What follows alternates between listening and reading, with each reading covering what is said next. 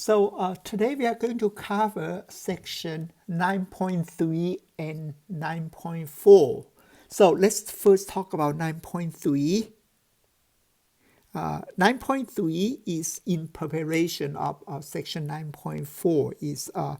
9.3 is about the contraction principle.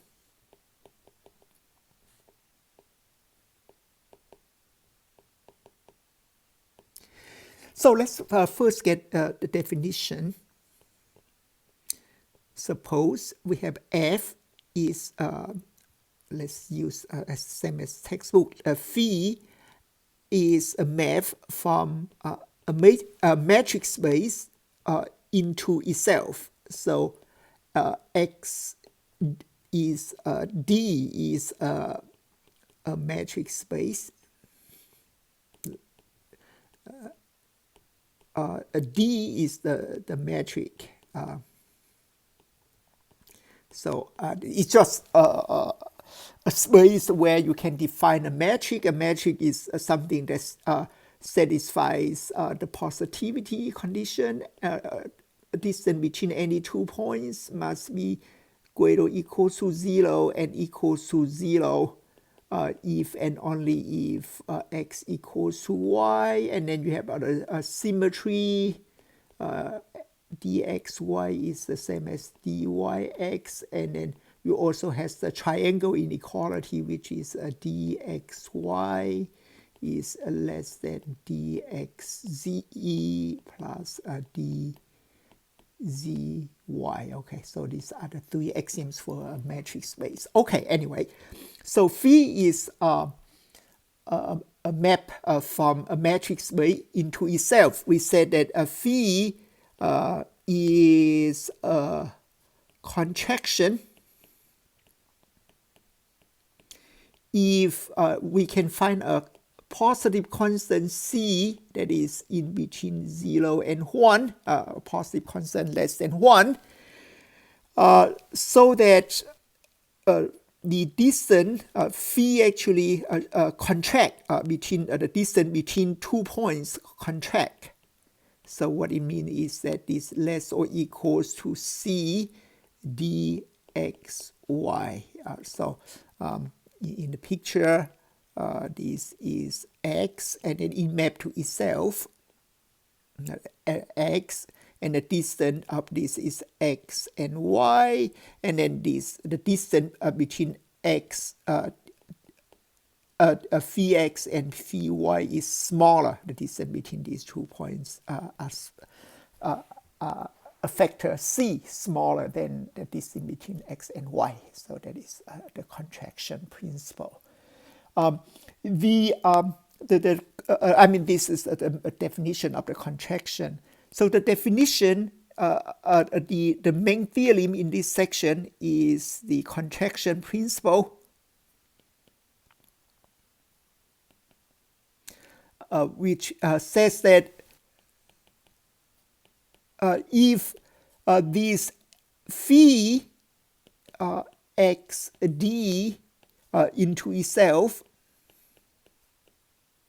is a contraction,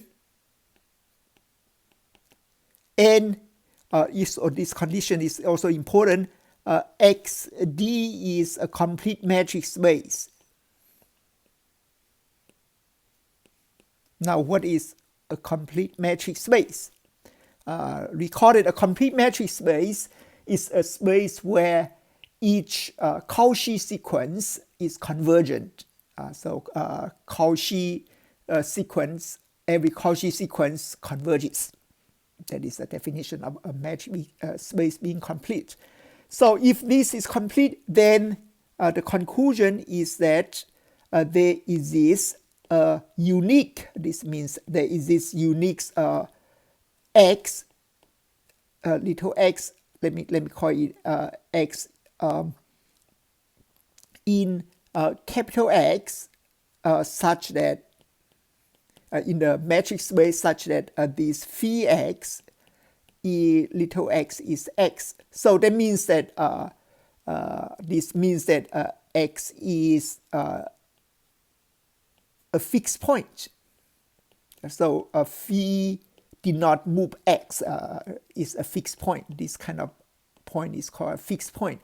What it says is that you have when you have a map that is contract, things are contract, then you can find some point here, actually x here. So everything is contract. This point is fixed, x mapped to x, and the phi. Yeah, this x is things are contract with respect to x. Okay, so the proof actually is not that. This actually is one of the more useful theorem in topology, or in this the proof actually is not difficult. First of all, we know that the uniqueness is simple. So uniqueness means that if you have two fixed points, then these two fixed points must be the same. If we have a phi x prime equals to, say, x prime, and phi x prime prime equals to x prime prime, then x prime must equal to x prime prime. Why is that? Because we know that the distance between by the property of contraction between these 2 points is less or equal to c d x prime x prime prime. That is the definition from the definition of contraction. Now these, because they are fixed points, so this equals to x prime, this equals to x prime prime. Therefore we have these are the same as these, so we have 1.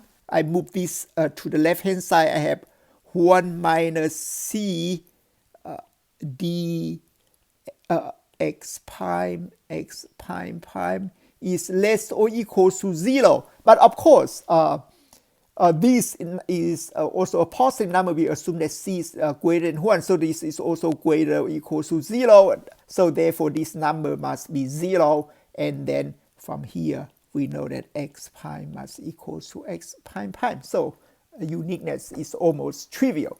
The difficulty is actually in the existence. So notice that in the uniqueness proof, we actually haven't used the fact that that this matrix space is complete. Now in existence, we are going to use it. The idea of proof is what we call as the iteration. We just start with just fix any. We start with any x0 in x. Now we want to iterate this. We let x1 equals to phi x0 and x2 equals to phi x1 and etc. Then xn plus 1 equals to phi xn. Okay, so this we just keep iterating the point. Then we want to find that we want to show that this xn converges.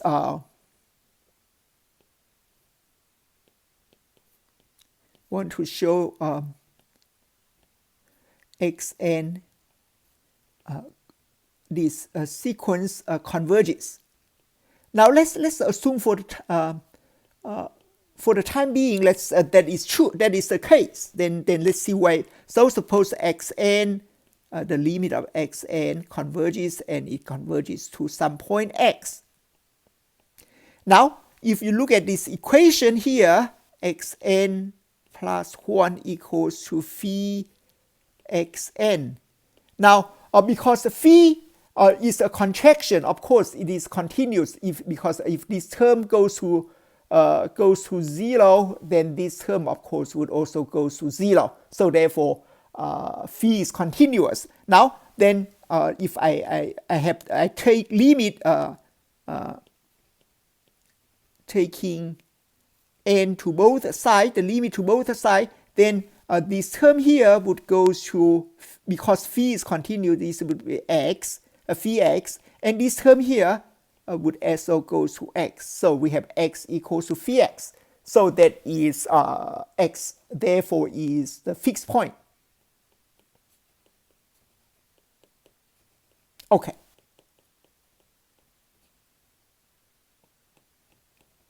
Now, so all right, let's come back to this. Then what we need to do, what we need to prove here is to prove that xn converges.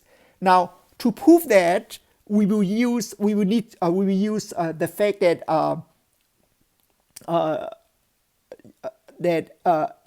this matrix space XD is complete. So therefore, we need only to prove that Xn actually is the Cauchy sequence. So suffice to prove that Xn is Cauchy, a Cauchy sequence. So a Cauchy sequence would mean that the distance between x n and x n k n plus k would go to 0 as n goes to infinity for any k.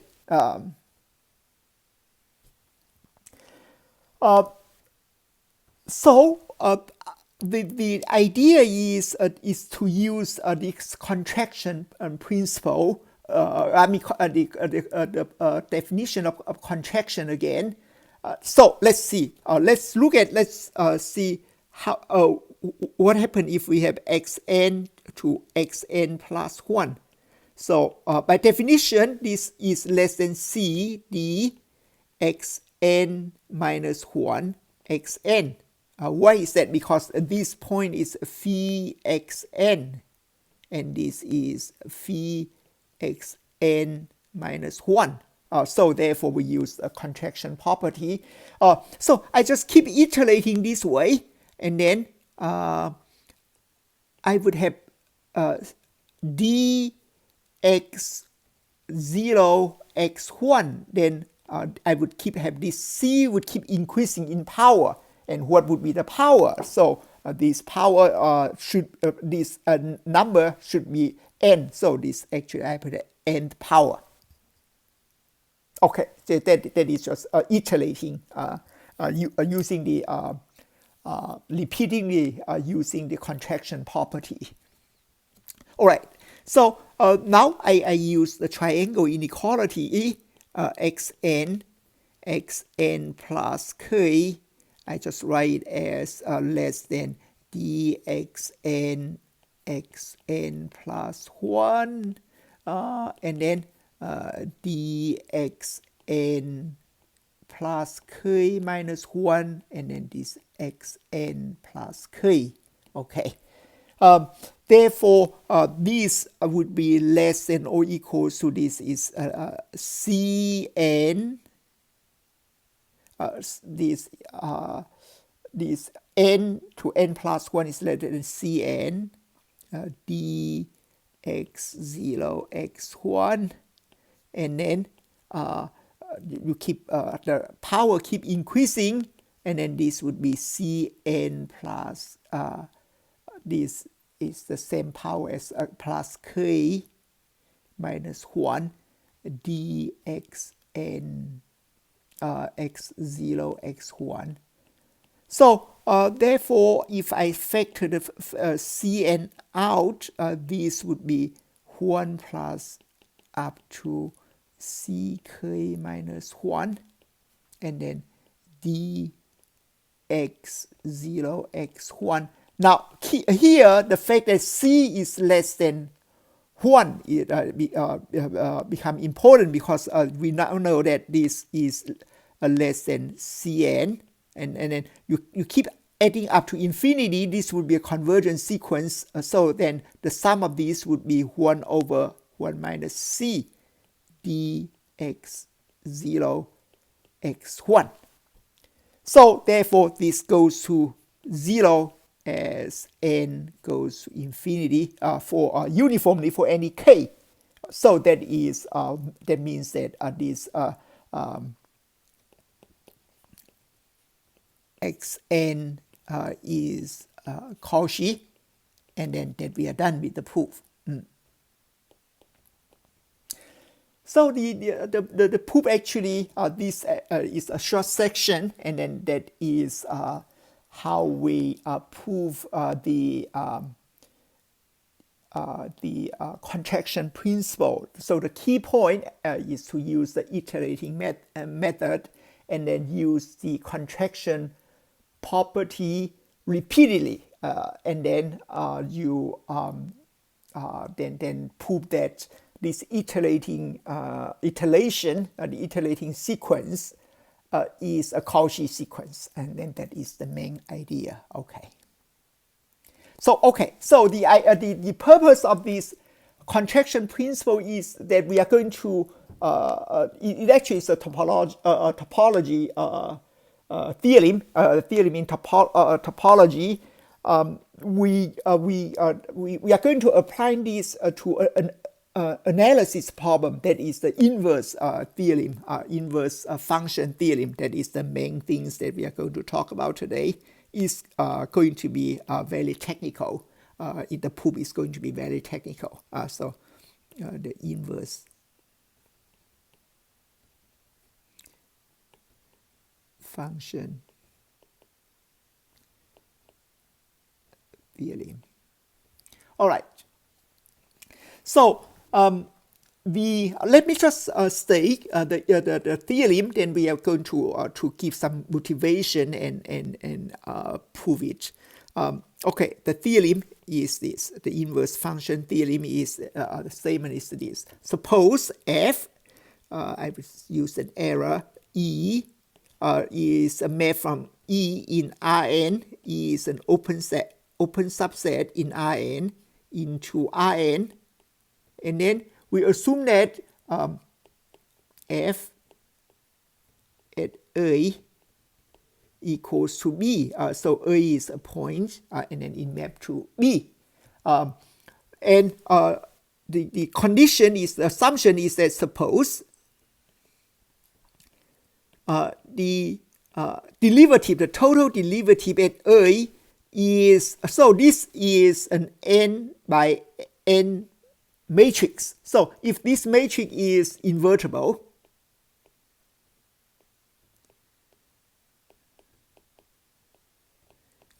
then this function y, if you think of this function y as then y equals to fx has an inverse near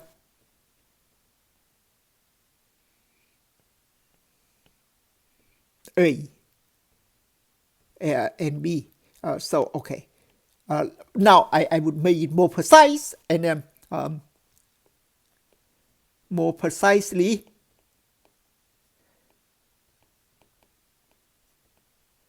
it says the following two things.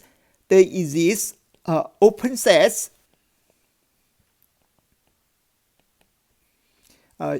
This is U is a neighborhood of A, and B, V is a neighborhood of B, such that F is a map from U to V is 1 to 1 and onto. So if a map is 1 to 1 and onto, then we know that it has inverse. If G is the inverse of F, then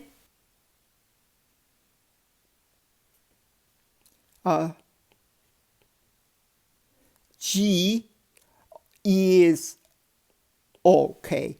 Here I actually need to make an assumption. I forgot to mention it. The assumption here is that F is C1 smooth on E. C1 smooth on E means that all the partial derivative of F is continuous on E, or all partial derivatives are continuous. That is, so then if that under these conditions, then we can say that the inverse function is also C1, but in this case is in this neighborhood of V.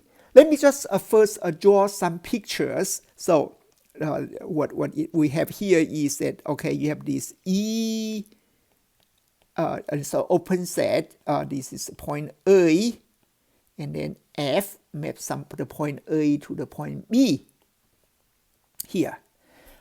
This theorem tells us that you can find a neighborhood around here.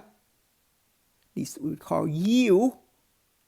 And then you can find another neighborhood around here, V. Suppose this map F, if is a total derivative is an invertible matrix, then you can find a neighborhood of U and a neighborhood of A, which is U, and a neighborhood of B, which in this case V, so that F is a one-to-one and onto map from U to V. So therefore, it has this inverse. It has an inverse. So, and furthermore, if this is a C1 map, then this is also a C1 map. So there's this from V, in V, C1 means, again, have continuous partial derivatives. So this is the statement of the theorem. Okay, so before we are going to prove this, and the proof is going to be based on the contraction principle. But before we prove that, let's just make a small remark here.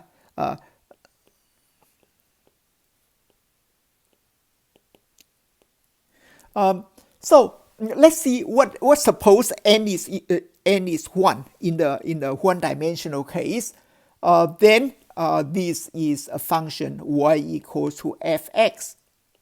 Now the derivative, so fa equals to b, and the derivative now is just a number, and this number is invertible, means that this is not 0. So therefore, in this case, if you draw a picture like this, so it maps a point A to the point B. Now, because this derivative here is non-zero, that means that the derivative is either positive, or which is in this picture, or the derivative is at this point is negative. Now, if the derivative at this point is positive, and we know that the function, the derivative, we assume that the derivative is continuous. So then near this point, the derivative will all be positive. So therefore, near this point, you find a neighborhood U, that this function here would be strictly increasing. In this case, it's increasing, strictly increasing. So now, therefore, it must be 1-to-1, and then you look at this point here, and then because it is so then it would map this U here to this V here. This neighborhood here is V. Now we know that this is also onto, because in this case we can, if we draw a line here, then because the function is continuous, we can use the intermediate value theorem to prove that for any y here, you can find an x here correspond to it. Now, this proof here works for single value function. I mean, a real value function with a single variable. But this is multivariable. It's more complicated. We do not have intermediate value theorem for vector value function anymore, and that is actually the main typical T in the proof. But if you recall, so the key point is that if we do not have the intermediate value theorem, let me draw another picture.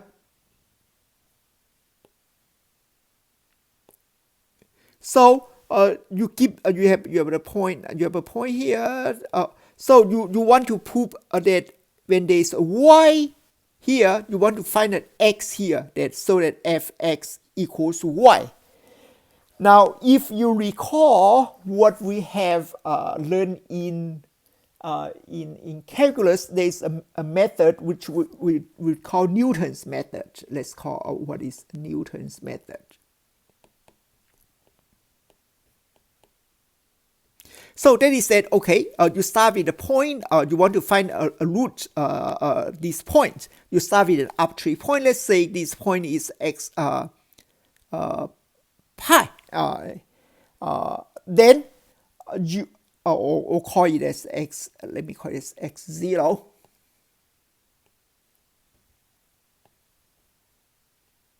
Then you draw a tangent line. And a tangent line will meet this point at a point here, x1.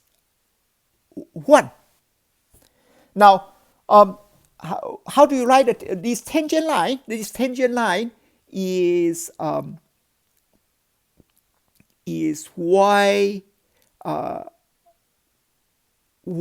minus fx0 equals to f prime x0 x minus x0. So I just use the point slope formula. So now when this y is this y here, so that means that the x, this x here that I have here is in this x1 is the value of x. So this x1 is going to be I divide both sides by f prime, because I know that f prime at 0, near this point, the derivative is non-zero. So I can divide it over here, so that this becomes x0 minus plus f prime x0 y minus fx0. So this would give me the x1. Then I just keep iterating this process. Then I would be able to then I draw another line here. Then I keep iterating this process. I will be able to find a root, and this root here is what we want to find. So the point is that I would just say you give me I want to find this x here, so that fx equals to y. So I define a function. I replace the x0 by x, and but I keep this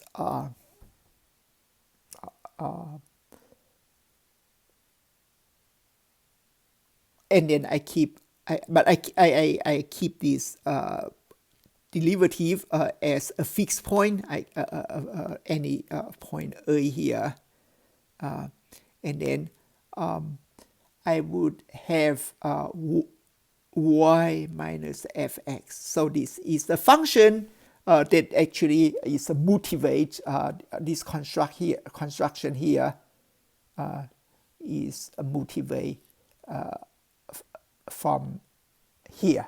Okay, this would come up later on in our proof, and that That's not surprising because it actually is motivated by the Newton's method. And the good thing about here of this iterating method is that now this is a matrix. You can find the inverse matrix and just think of this as the inverse matrix. So that and then this method would work not only in one-dimensional but also in higher dimensional.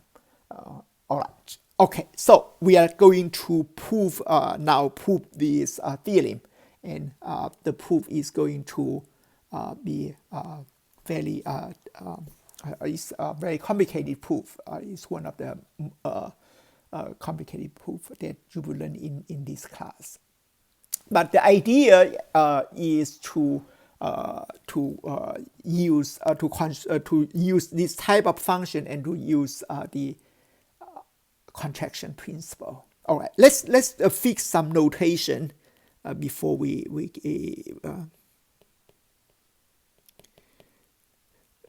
so we will let B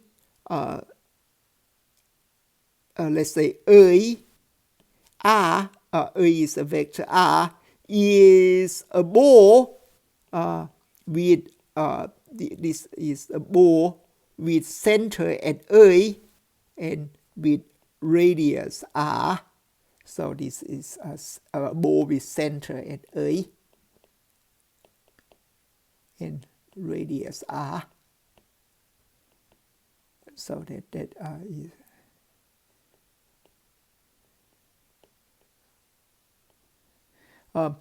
when we write a bar over here, it actually is a closed ball.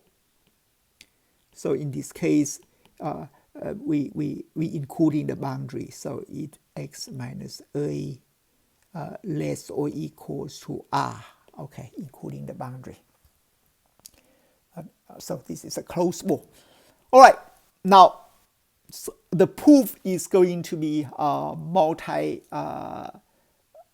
set, but let's first introduce some notation first and fix some numbers first. Okay, we will let A be the matrix which is the derivative of the function at A. So this is invertible under the assumption this is invertible, and so therefore I can it has an inverse, and the inverse is a non-zero matrix. So therefore it has a norm. This norm is not zero,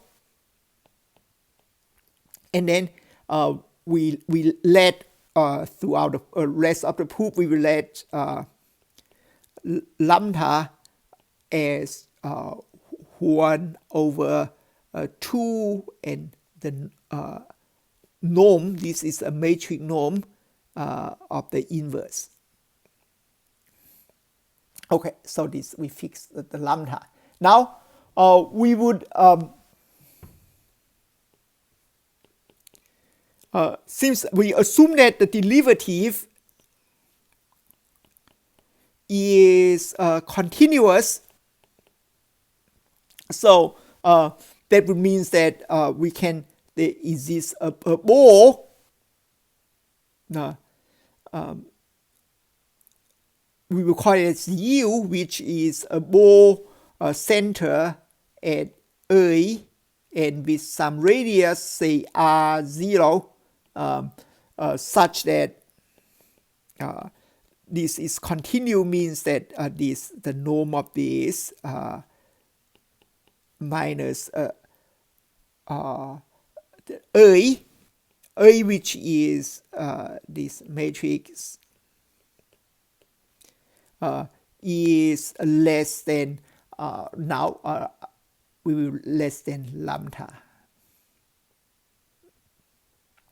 for any x in U. So this is just coming from the definition of continuous. What is happening?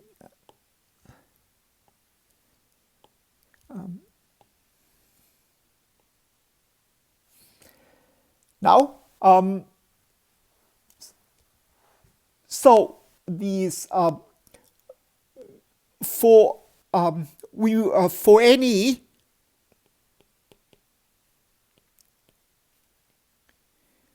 y in R n in the image, I would define as what I have right over here. I would define phi x equals to x plus A inverse y minus f x. So y is fixed. So if you go back to look at what I wrote down here, this is exactly the same. So it's this definition. The motivation comes from the Newton's method. Now, okay. So this what or the obvious observation is this.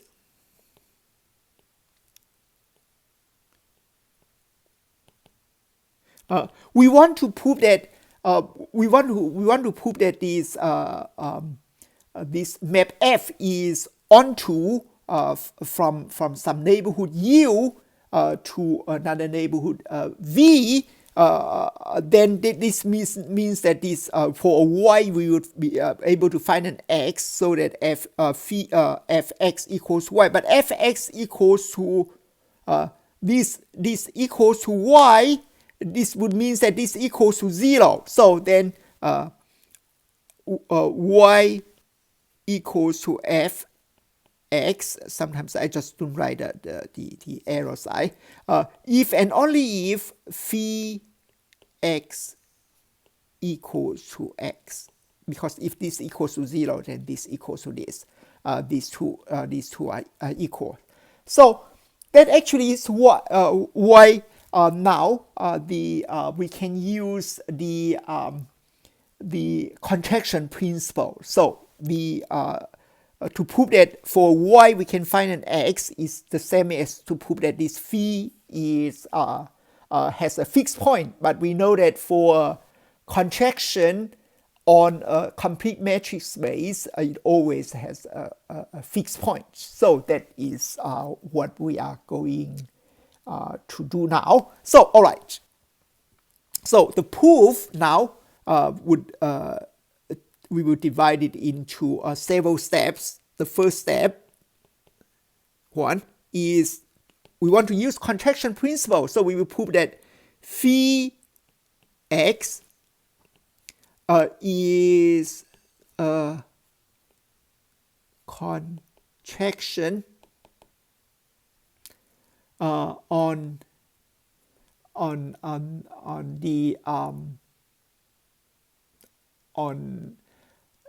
the closed ball. I actually do not need to have on, let me say on U, okay, a contraction on U. All right, so to prove it is contraction on U, that would means that we want to prove that phi x1 minus phi x2, these are the distance, Euclidean distance, less than some number c here, x1 minus x2, for any x1, x2 in U, for some number we will be able to find some number that is less than 1, so that this is true. Now we know that the derivative of this function phi, I would not write an arrow here. Sometimes I just forget about the arrow. I just at x, if we find the derivative, this x, when the derivative of this term, the total derivative would be the identity matrix, and this constant. This is a constant. Y is fixed, so it's 0. So therefore, I will get this equals a plus A. Actually, become a minus now.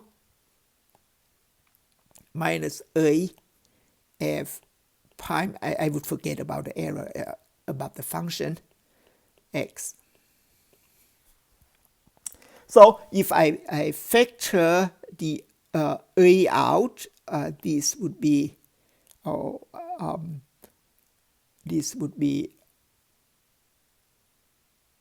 actually this is A inverse. I factor the A inverse out. This would be A minus f prime x. Now, so this would imply that phi prime, the norm of this x, this again, this is an n by n matrix. The matrix norm of this is less than A, the norm of A inverse, and the norm of A minus f prime x. But if we go back to look at the way we choose the neighborhood U,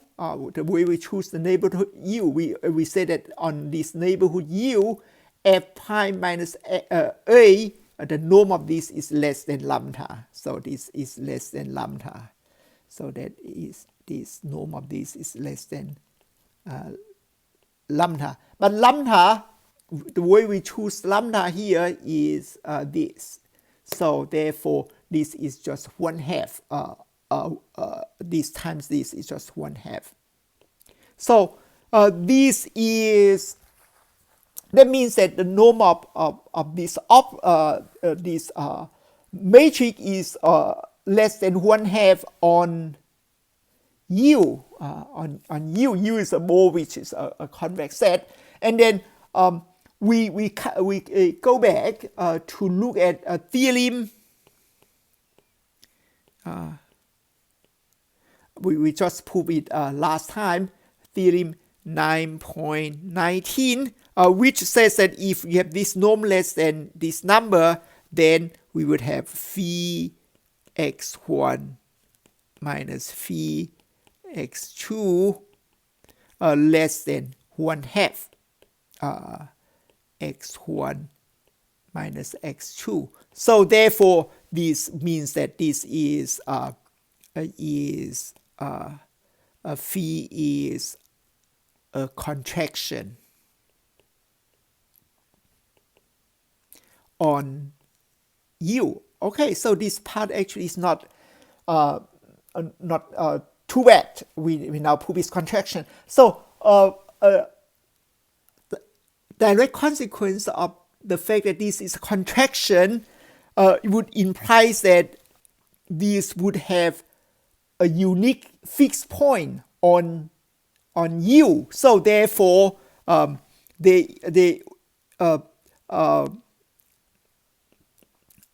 there were at most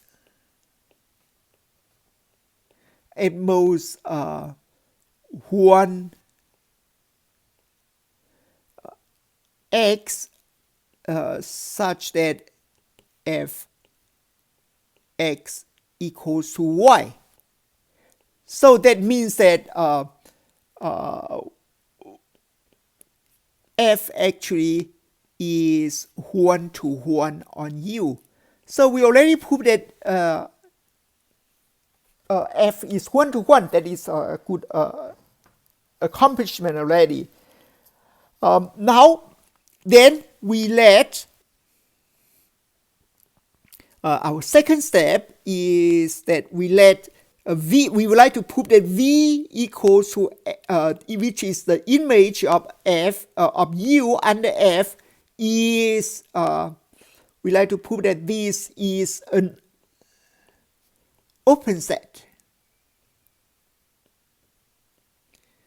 So we know that because V would contain B which equals to FA. So V would be an open neighborhood of B. So if we can do that, then we already prove the first part of the part 1 of the inverse function theorem. So that is the main step in this proof. All right. So how do we do that? So we want to prove. We said that, okay, so this is, let's draw another picture here.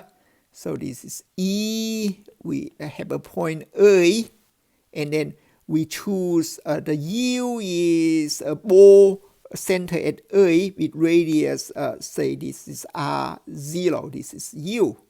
And then the F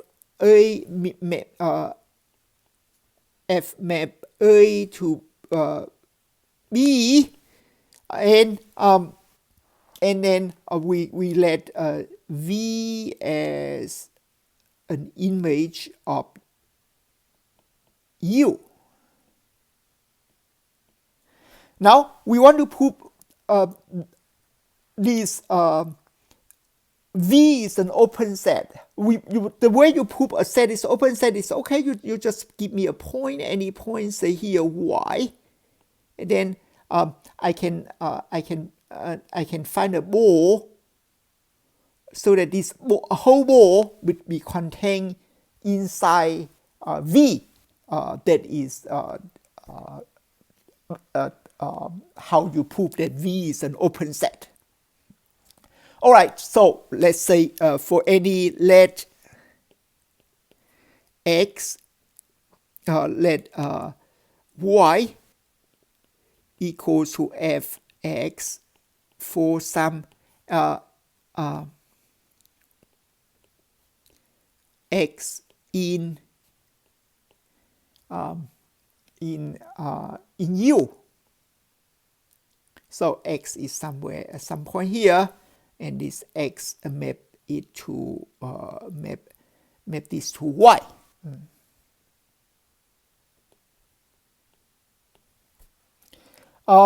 Now, so I can choose. So let's say this is the distance between XA must be less than R0. So I would choose an R which is less than R0. So at less than R0 minus X to X minus A. Let me even have 1/2 here. So therefore this small ball, then this small ball with center at X and radius this R, even the closed ball is going to be inside the big ball, which is we use as U. Now we want to prove that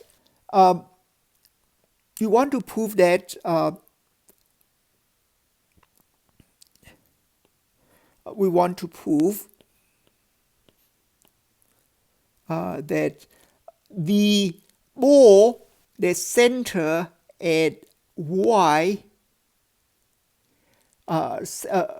and with radius lambda is the lambda that we choose before, and R would actually contains in V. So this ball with center, the radius here is lambda R, would contains in V. So then we are done. So then that means that V would be open. Now to prove this fact, then we would have to use the contraction principle again. Now, okay, let's see how we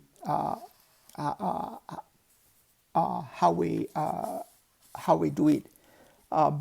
Actually, in order not to confuse the x and y, so I would just say this point is x0, this point is y0. So this is x0, y0 for some x0. This is x0, x0. So this is y0. Okay. All right. Now we first notice that for any x in the ball, in this ball, a small ball here, phi x minus x0 is, I use the triangle inequalities less than phi x minus phi x0 plus phi x0 minus x0. So this is, we just proved that because this ball is contains in U, we know that this is contraction and this is less than 1/2 of x minus x0. And on the other hand, phi x0 is phi x0 I haven't proved it yet. We will prove that this term, we will prove that it is less than 1/2 of r. Now, so because this is also less than r, x minus x0 is also less than r. So therefore, you add together. This is less than r because this is less than r. This is in the ball.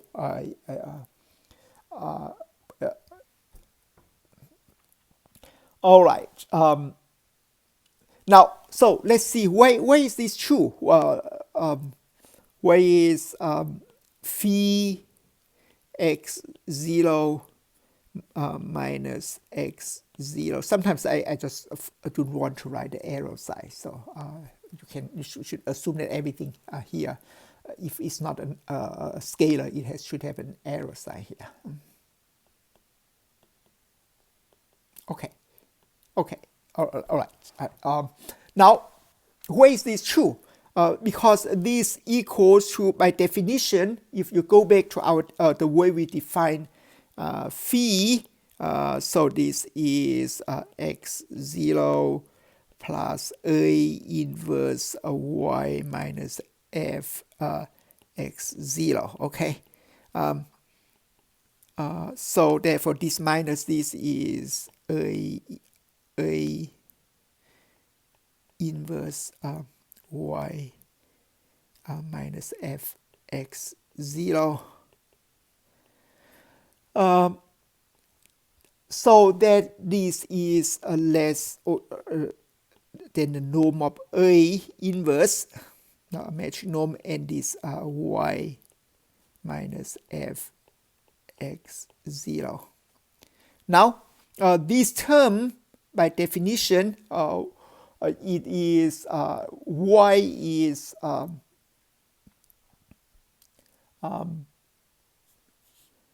less than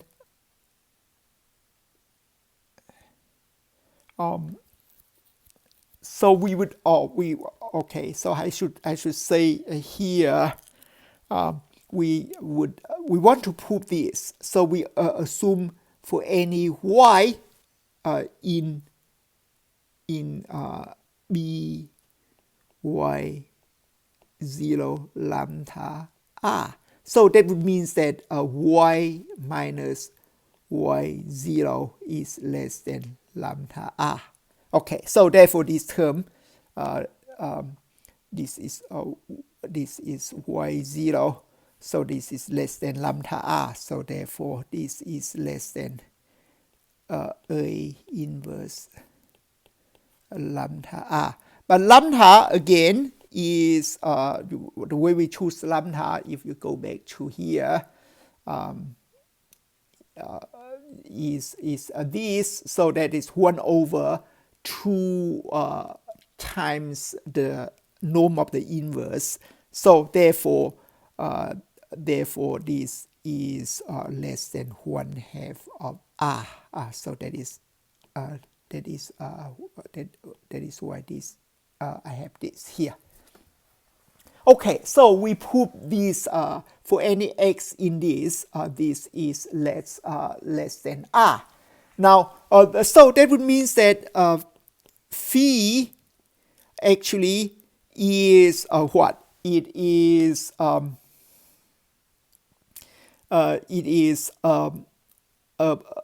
it map from bx0r to bx0r. So it's a cell mapping, and we already show that this is phi is also a contraction. So therefore, by the contraction principle, we prove this contraction in step 1 already. That's for any y, and there's a contraction.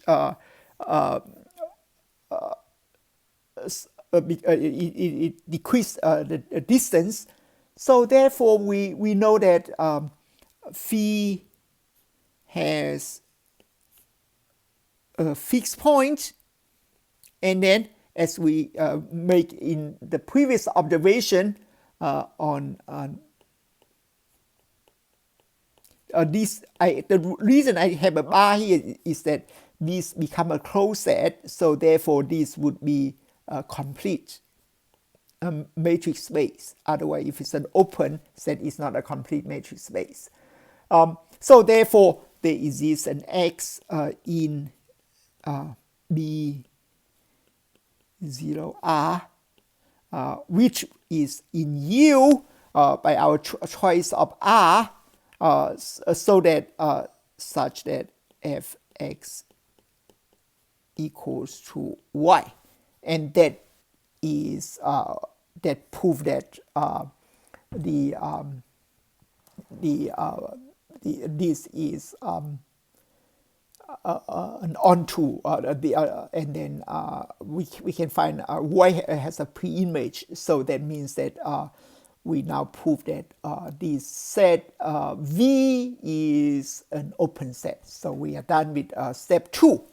Now we have only one step left. That is that we need to now we know that F is a map from U to V, and U and V are neighborhoods of A and B. So that means that they are open sets contain U and A and B.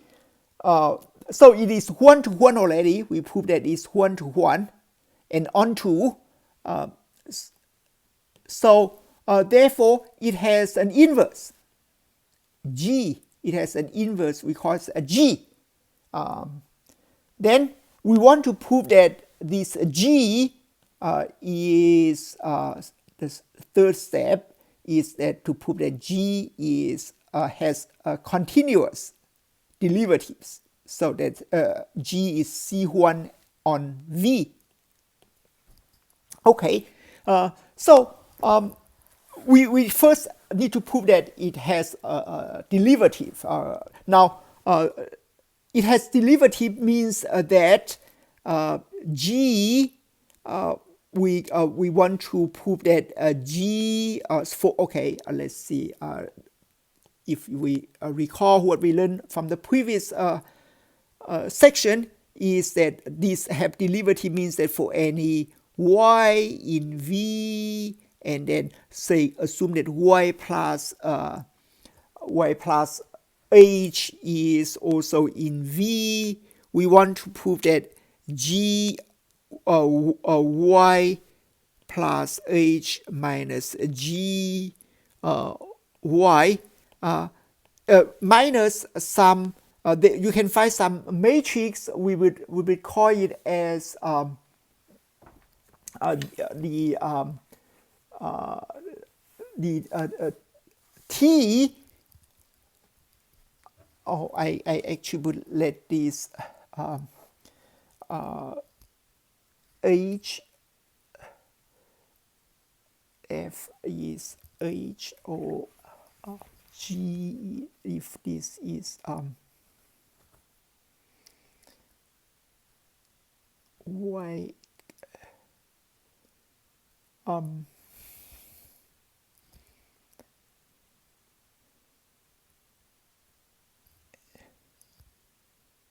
actually K, this is K, yeah, Y G K, so then this minus some matrix T K, and then this would equal to O K, little O K. So that is now so this T, for Y, this derivative of the inverse is going to be the in the one convex in the one variable case is the reciprocal, but is a T. We will let T equals to the inverse of the matrix at X. So Y Y would be F X, and then Y plus K, because it is this is the image of V is the image of U, so that would mean that we can find some X plus H for some X plus H in U, and this X is some point in U. Now we would put this T as the inverse matrix of X, but we need to prove that the way we choose U, that this matrix actually is invertible, and that is because we have that the norm of F prime X minus A is by our choice is less than lambda, and if you remember, lambda is 1 over 2 A inverse. So that would mean that F prime X, this matrix minus A, the norm of this times the norm of the inverse of this is less than 1/2. That actually we can if you recall theorem, we prove a theorem 9.8. Theorem 9.8 says that if you have a matrix B minus A is invertible, you have a matrix B minus A times A inverse, the norm is less than 1, then B must be invertible. And then that, so this is the B here. So because this times this is less than 1, so therefore by theorem 9.8, we know that F prime X is invertible. So therefore what we did here is legitimate. So that is we can let T as the inverse out. So then we just need to prove this fact. That is our goal here in the next step. Now to prove this, we look at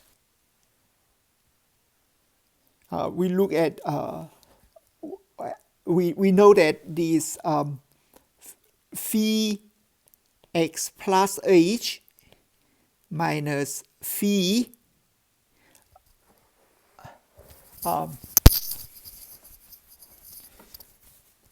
phi X And this just by definition, this is I just write down the definition, plus A inverse y minus f x plus h, and then minus x plus A inverse y minus f fx.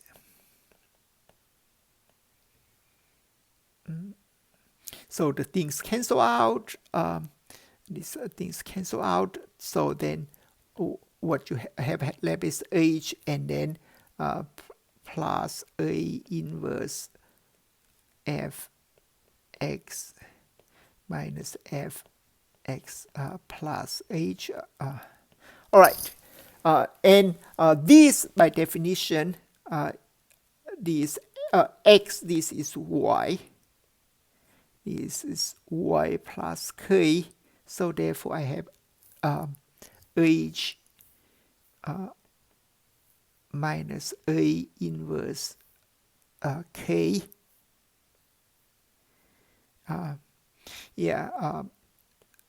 This equals this. But on the other hand, if you put the absolute value here, or this have absolute value, and then we know that this is contraction. That means that this is less than 1/2 of h. We already proved that previously. So what it meant here is that if we move this to one side, we have that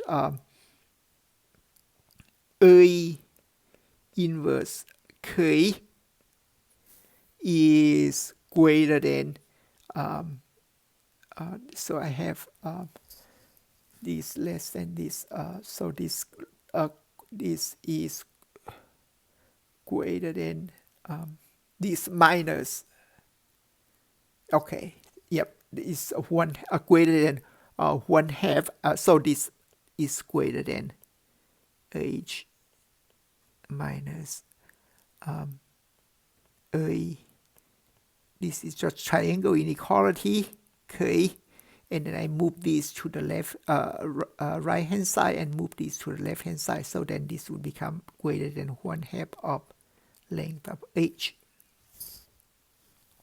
So therefore, from here I know h is the length of h is less than the length of h is less than 2A inverse k, and then that is less than 2 the norm of inverse k, and then k. And if you remember how we choose lambda, this is exactly 1 over lambda, so lambda negative 1 length of k. Okay. Now, okay, so we want to prove, let's come back to what we were trying to prove. We're trying to prove that this thing over k, the length of k is going to 0. So we want to look at gx plus k, oh no, y plus k minus gy minus this is t k over the length of k. Okay, so the length of k is greater than this, so I can just put this, modify this to this side. So this would be lambda n h.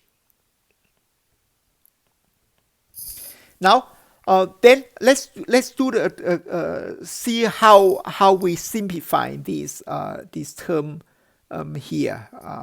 Let me just simplify here. G is the inverse, so this means that this map back to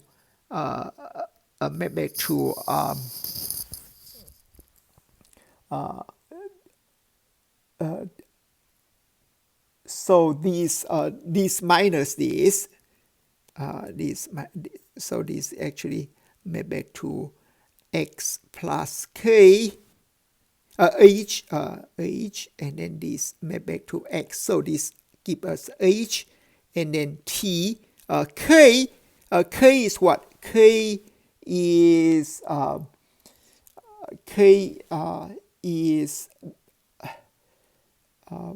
okay. We know that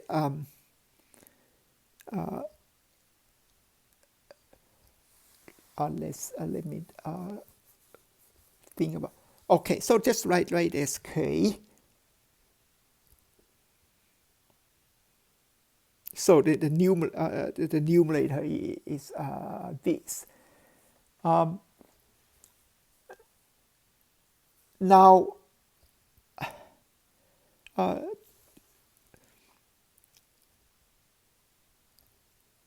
if I factor t out, so I just factor this negative t. Let me write here. So this actually is a little bit tricky here, but the computation actually is not that that difficult. So you have h here. We have one h here already. So we would write this as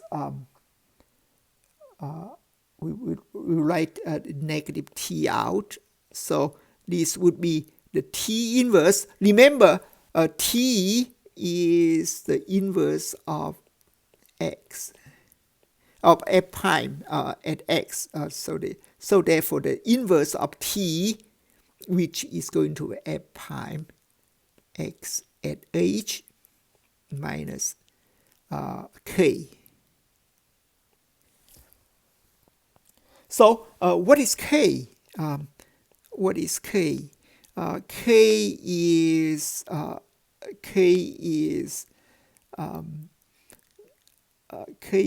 y plus k minus y, and then y this is f x plus h, and this is f x. So therefore this term here, if I write in this okay, some since I have this out, I should have that this is positive, the negative out. So k is this f x plus h minus f x minus f prime x h.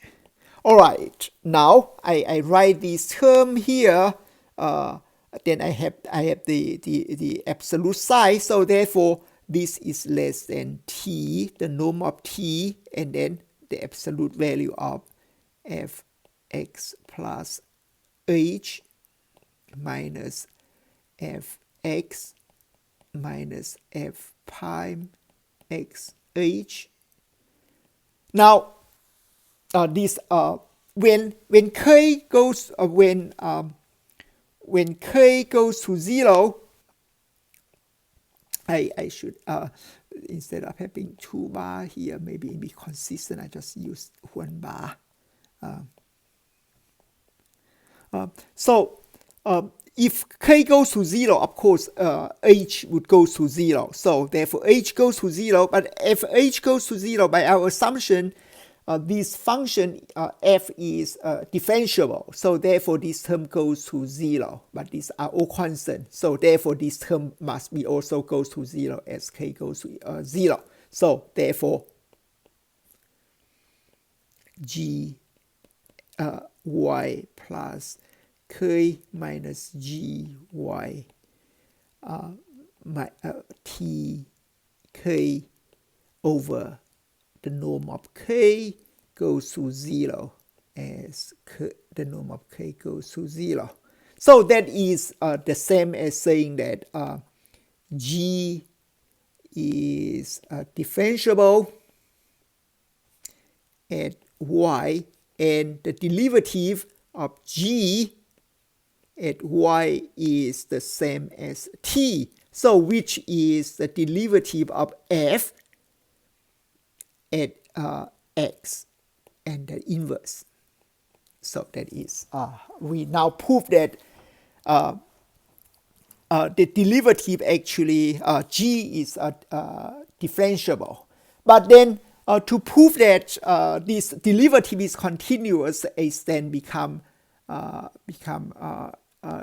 is not that difficult, because once you have this derivative of this equals to this, recall that this this is f prime, this is x is a gy. Now g we already know that this g is differentiable, therefore is continuous, and then by assumption this function here the derivative is also continuous, so therefore this function is continuous.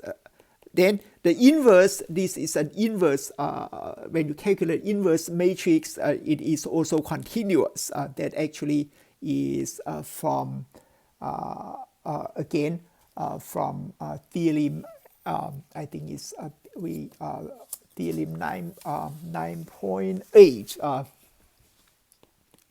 by theorem 9.8, this from A, this operator from a matrix to its inverse is continuous in as a in the operator norm. So therefore, the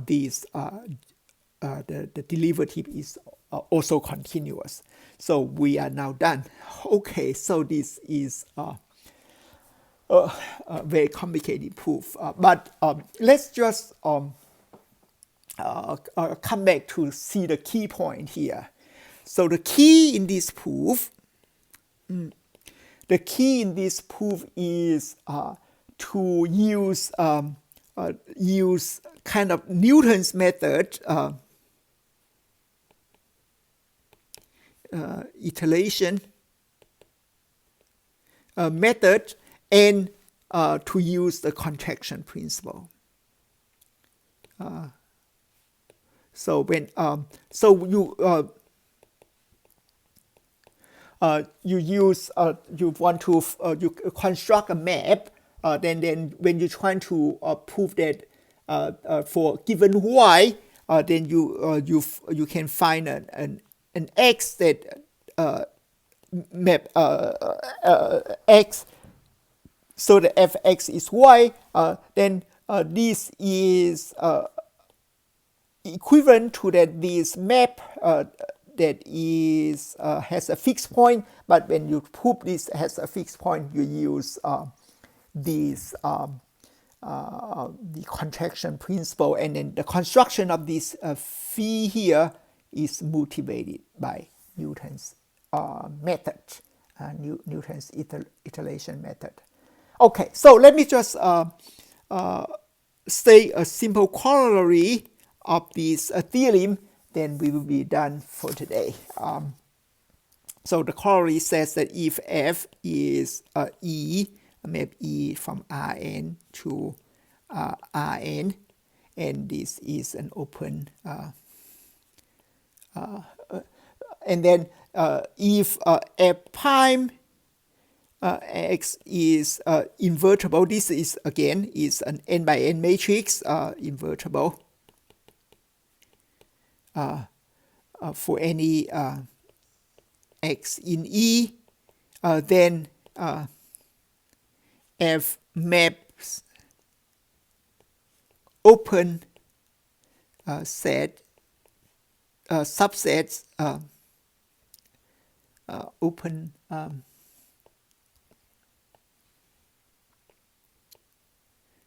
subset of E onto open subset of E of Rn. Okay, So it is that is that F is an another terminology that is F is an open map. Okay, so the proof is of course because we know that if this is invertible, then on X, then you can find a neighborhood that would map this neighborhood to a neighborhood of Fx. Then therefore it must be an open map. Okay, so that is what I would talk about today. And next time we are going to talk about another theorem, which is called the implicit function theorem in multivariable. As I said, today's lecture actually is kind of like technical, but if you look at the steps I have been constructed carefully, you should be able to follow the details. All right, I will stop here for today, and I will see you on Monday.